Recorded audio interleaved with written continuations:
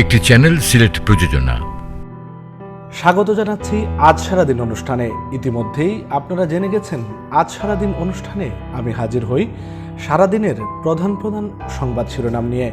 পাশাপাশি বিশেষ কোনো সংবাদ থাকলে সেই সংবাদের বিশ্লেষণ জানিয়ে দেই আপনাদেরকে। আজ 21 জুলাই 2020 ইংরেজি, রোজ মঙ্গলবার। সিলেটের আজকের প্রধান শিরোনামগুলোর অন্যতম একটি সুনামগঞ্জের বাস অ্যাক্সিডেন্টের খবর। এই সংবাদটি দিয়েই আজকের অনুষ্ঠান শুরু করতে চাই। জাতীয় সংবাদের মধ্যে রয়েছে স্বাস্থ্য অধিদপ্তরের মহাপরিচালকের পদত্যাগের বিষয়টি।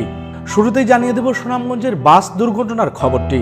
আশ্চর্য হবার ঘটনা, সকালে একটি বাস সুনামগঞ্জের সড়কের একটি খাদে পড়ে যায় এবং 21 জন নিখোঁজ হয়েছেন বলে গণমাধ্যমে শিরোনাম হয়, প্রচারিত হয় সংবাদ। মানুষ আতঙ্কে আটকে ওঠেন। 21 জন যাত্রী নিখোঁজ হয়েছেন বলে যে সংবাদ প্রচারিত হয়েছে তাতে মানুষের মধ্যে আতঙ্ক বিরাজ করে। সেখানে তাৎক্ষণিকভাবে প্রশাসনের ঊর্ধ্বতন কর্মকর্তারা পৌঁছান। ফায়ার সার্ভিস কর্মীরা সেখানে উপস্থিত হয়ে উদ্ধার তৎপরতা চালান। আমরা একটু দেখে নেব কি ঘটেছিল সুনামগঞ্জের সেই দুর্ঘটনার খবর নিয়ে। silettoday24.com দিন শেষে যে শিরোনামটি করেছেন সেটি হচ্ছে সুনামগঞ্জের খাদে পড়া বাসে কোনো যাত্রী মেলেনি, উদ্ধার অভিযান সমাপ্ত।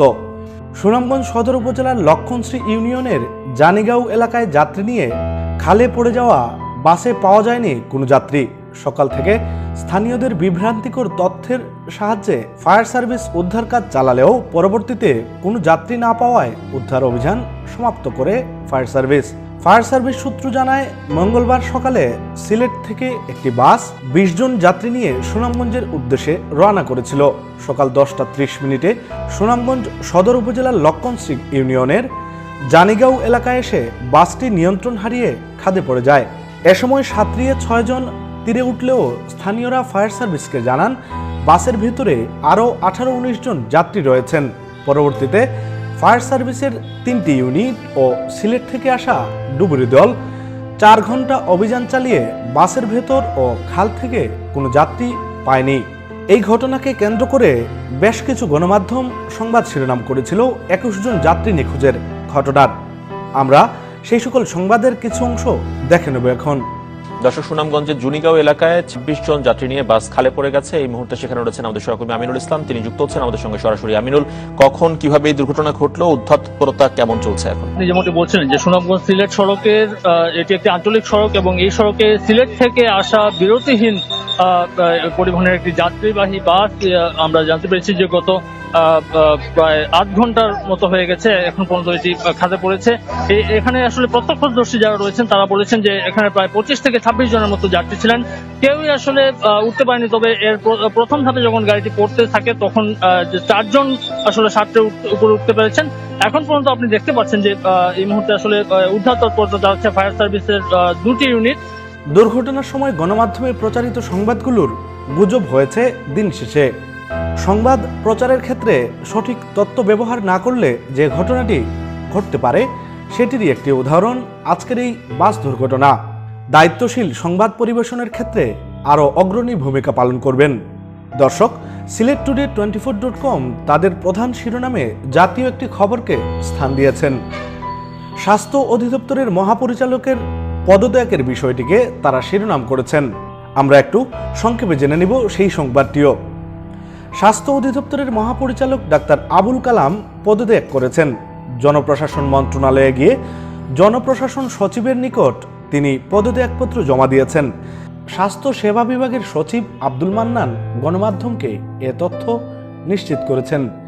দর্শক, মূলত স্বাস্থ্য অধিদপ্তর এবং স্বাস্থ্য মন্ত্রণালয়ের মধ্যকার যে দ্বন্দ্বটি চলছিল সেটি স্বাস্থ্য অধিদপ্তরের মহাপরিচালক ডাক্তার আবুল কালাম আজাদের সেই মন্তব্যের পর থেকেই টানাপোড়েনটা একদম প্রকাশ্যে চলে আসে এবং গণমাধ্যম এ নিয়ে চুলছেড়া বিশ্লেষণ করে নানা ধরনের সংবাদ উপস্থাপন করে।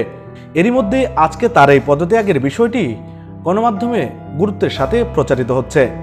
জাতীয় সংবাদগুলোর মধ্যে আরেকটি সংবাদকে তারা গুরুত্ব দিয়েছেন, বিশেষ করে করোনা সংক্রমণ প্রতিরোধের এই সময়টিতে যখন সামাজিক দূরত্ব বজায় রাখা বেশ মুশকিল হয়ে পড়েছে আইনশৃঙ্খলা রক্ষাকারী বাহিনীর পক্ষে, কিংবা প্রশাসন এ ব্যাপারে খুব একটা নজরদারিও করছে না, সাধারণ মানুষও যে যার মতো করে চলছেন। এরই মধ্যে সংক্রমণের সংখ্যা ঊর্ধ্বগতি রয়েছে।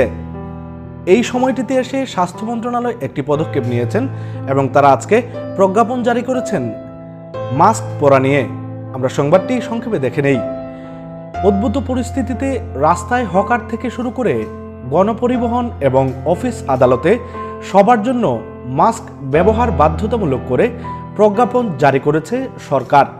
মঙ্গলবার 11 জুলাই স্বাস্থ্য মন্ত্রণালয়ের স্বাস্থ্য বিভাগ থেকে এ সংক্রান্ত প্রজ্ঞাপন জারি করে মাস্ক ব্যবহার নিশ্চিত করতে আইনশৃঙ্খলা বাহিনীকে নির্দেশনা দেয়া হয়েছে। প্রিয় দর্শক, আজকের অনুষ্ঠানে আমরা শেষ সংবাদটি আলোচনা করব এবং সেটি খুবই গুরুত্বপূর্ণ, বিশেষ করে আমাদের প্রবাসী ভাই বোনদের জন্য। সিলেটটুডে24.com তাদের প্রধান শিরোনামগুলির মধ্যে রেখেছে এই সংবাদটিকেও। সিলেটের বিদেশ যাত্রীরা করোনা পরীক্ষার জন্য কবে কোথায় নমুনা জমা দেবেন, এই নমুনা জমা তারা কিভাবে দিবেন, কোথায় পরীক্ষা করবেন, কবে রিপোর্ট পাবেন, এই নিয়ে যে দুশ্চিন্তা ছিল সেটি কাটতে শুরু করেছে। আশার এই সংবাদটি দিয়ে আজকের অনুষ্ঠান আমরা শেষ করতে চাই। বিদেশ যাত্রীদের জন্য করোনা শনাক্তকরণ পরীক্ষা বাধ্যতামূলক করা হয়েছে।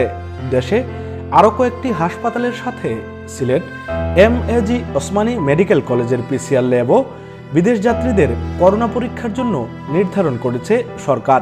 সিলেট বিভাগের যাত্রীদের পরীক্ষা এই ল্যাবে করা হবে।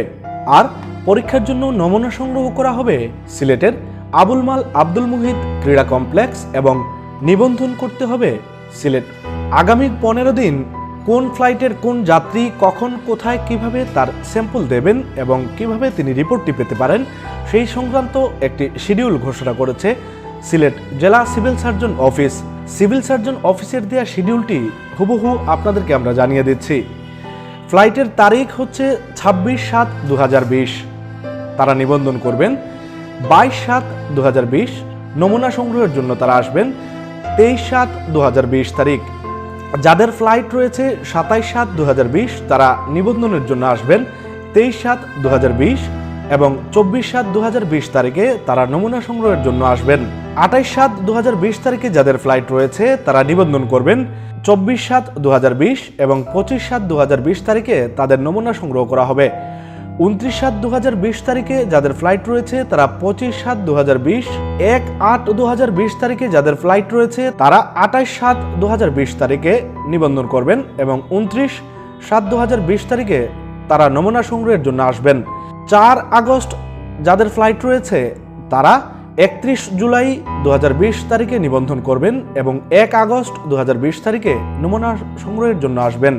আগস্ট যাদের ফ্লাইট তারা 1 আগস্ট 2020 তারিখে নিবন্ধন করবেন এবং 2 আগস্ট 2020 তারিখে নমুনা সংগ্রহের জন্য নির্ধারিত স্থানে আসবেন। 6 আগস্ট যাদের ফ্লাইট রয়েছে তারা 2 আগস্ট নিবন্ধন করবেন। 3 আগস্ট তারা পরীক্ষার জন্য স্যাম্পল দেবেন। 7 আগস্ট যাদের ফ্লাইট রয়েছে তারা 3 আগস্ট নিবন্ধন করবেন এবং স্যাম্পল দেবেন। 4 আগস্ট, 9 আগস্ট যাদের ফ্লাইট রয়েছে তারা 5 আগস্ট নিবন্ধন করবেন এবং স্যাম্পল দেবেন 6 আগস্ট। 10 আগস্ট যাদের ফ্লাইট রয়েছে তারা 6 আগস্ট নিবন্ধন করবেন এবং 7 আগস্ট পরীক্ষার জন্য স্যাম্পল দেবেন। নিশ্চয়ই প্রবাসী ভাই বোনেরা যারা দুশ্চিন্তায় সময় কাটাচ্ছেন এই সময়ে তাদের সকলের জন্য এই তথ্যটি খুবই কাজে দেবে। দয়া করে আপনারা এমন কোনো পথ অবলম্বন করবেন না যাতে করে আপনার ব্যক্তিগত ক্ষতি হতে পারে এবং আপনার সেই কর্মের জন্য বাংলাদেশেরও ক্ষতি হতে পারে। আপনাদের সবাইকে চ্যানেল সিলেটের সঙ্গে থাকার জন্য ধন্যবাদ জানিয়ে আজকের মতো শেষ করছি আজ সারাদিন অনুষ্ঠান।